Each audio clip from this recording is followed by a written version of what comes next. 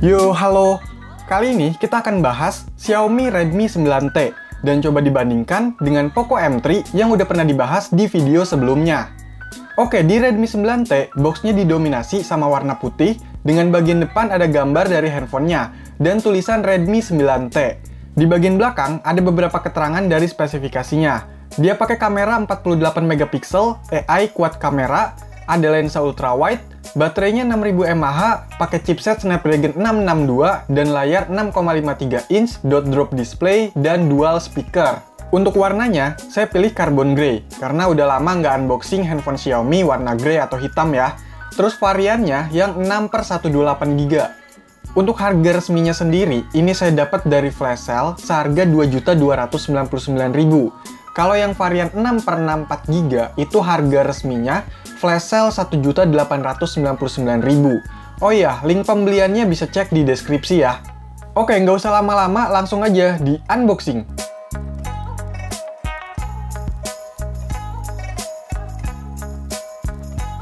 Di dalamnya, pertama ada kartu ucapan dari Bang Alvin, ada wadah bertuliskan Design by Redmi, isinya ada SIM ejector, panduan pengguna, kebijakan garansi, dan dapat softcase bening kayak gini. Lanjut ada handphonenya, taruh dulu.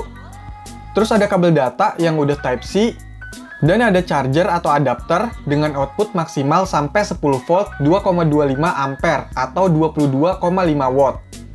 Udah nggak ada apa-apa lagi, jadi inilah yang ada di dalam box dari Redmi 9T. Oke, cek unitnya. Ini ada poin-poin kayak di belakang box tadi, dilepas dulu. Di bagian depan ada layar 6,53 inch, di atasnya ada kamera depan, earpiece, dan sensor. Bagian bawahnya nggak ada apa-apa. Di bagian samping kanan ada tombol pengatur volume dan tombol power yang jadi satu sama fingerprint. Di bagian bawah ada lubang speaker, lubang Type-C, dan mikrofon. Di bagian samping kiri ada slot SIM, modelnya kayak gini, triple slot, bisa pakai dual SIM plus micro SD. Di bagian atas ada lubang speaker lagi, masih ada lubang jack audio, IR blaster, dan secondary mikrofon. Untuk di bagian belakang ada 4 kamera belakang, lampu flash, dan tulisan 48 megapiksel super quad kamera. Ada stiker IMEI dan tulisan Redmi yang lumayan gede. Oke, coba dinyalain, semoga bisa nyala. Yes, nyala.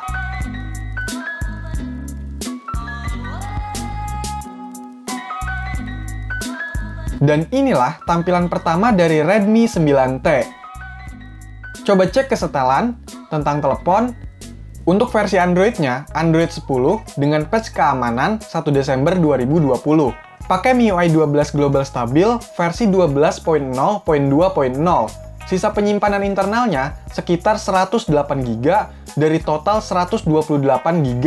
Sedangkan untuk RAM-nya dari 6GB yang tersisa sekitar 3,9GB. Terus untuk bloatware-nya lumayan banyak ya, ada aplikasi dan game juga. Untungnya bloatware-nya ini masih bisa di-uninstall, jadi bisa bantu legain memori. Oke, coba kameranya. Dan inilah hasil kamera dari Redmi 9T.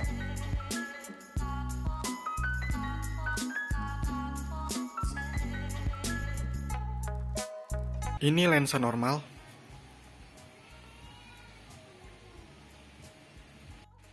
Dan yang ini lensa ultrawide.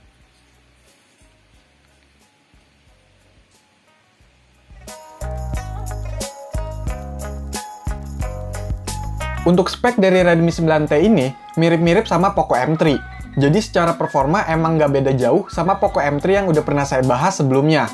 Dia pakai Snapdragon 662, 11 nanometer, dengan GPU Adreno 610, layarnya Full HD IPS 1080x2340. Sensor-sensornya juga sama, giroskop masih software, baterainya 6000 mAh, dan kamera depan 8 megapiksel. Nah, untuk perbedaannya, pertama ada di kamera belakangnya.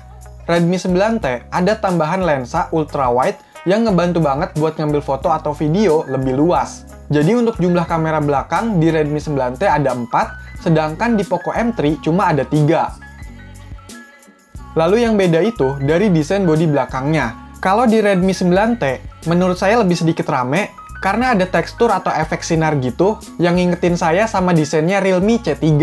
Terus tulisan Redmi-nya juga lumayan besar. Sedangkan kalau di Poco M3, itu cuma bagian kameranya aja yang lebar, dan tulisan Poco-nya juga lebih kecil. Selebihnya polos. Kalau untuk bagian depan dan samping-sampingnya, itu masih sama percis. Terus pada MIUI-nya, ternyata ada beberapa perbedaan secara bawaannya. Yang pertama, pada versinya. Kalau Redmi 9T ini, keluar dari box-nya itu pakai MIUI versi 12.0.2.0. Sedangkan Poco M3, keluar dari box pakai MIUI versi 12.0.4.0. Dan ketika video ini dibuat, untuk Poco M3 udah dapet update sekali ke versi 12.0.5.0. Sedangkan Redmi 9T belum dapet update. Terus pada fiturnya, Redmi 9T ini punya pilihan pada layar utamanya. Kita bisa pilih reguler, jadi semua aplikasi itu muncul di home screen, seperti kebanyakan handphone Xiaomi. Atau dengan laci, yaitu ada app drivernya. Sedangkan kalau di Poco M3, itu nggak ada pilihannya. Kita cuma bisa pakai yang ada app drivernya.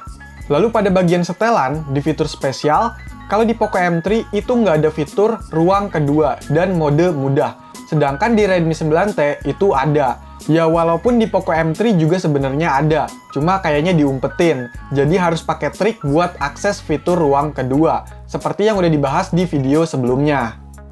Untuk varian, kedua seri ini dalam penjualannya disediakan pilihan varian yang sama, yaitu 4/64GB dan 6/128GB.